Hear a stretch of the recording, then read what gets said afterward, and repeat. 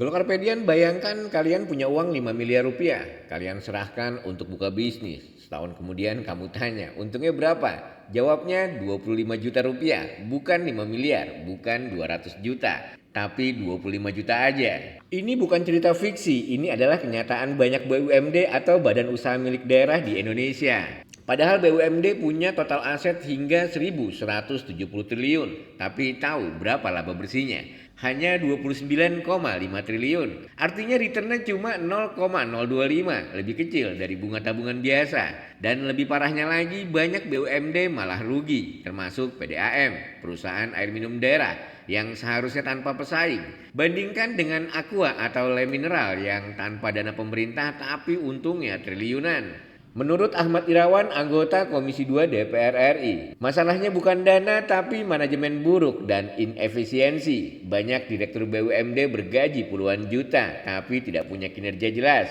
Tidak bisa tagih utang, tak bisa ekspansi. Bayangkan kalau uang 5 miliar tadi diberikan ke UMKM, pecel ayam aja bisa untung berkali-kali lipat dan setor pajak lebih besar. Pak, Bu, coba Ibu bayangkan. Dan ini terbuka di media. Ada BUMD kita dimodali 5 miliar. Keuntungannya cuma 25 juta. Loh, itu bisnis apa, Pak? Dan itu katanya masih mending, Pak. Ibu kalau ngasih UMKM di Jakarta, nggak usah 5 miliar. 20 juta, 10 juta aja, suruh buat 2 gerobak buat pecel ayam itu udah sumbang ke Pemda itu, Bu.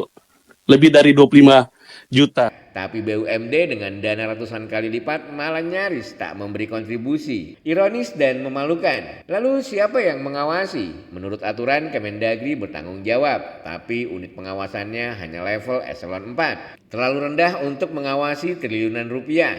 DPR mendorong agar naik ke eselon 1, agar pengawasan setara dengan potensi dan peran strategis BUMD.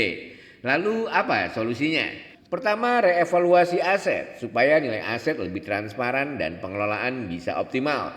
Kedua, direktur BUMD harus dipilih secara profesional, bukan karena balas budi politik.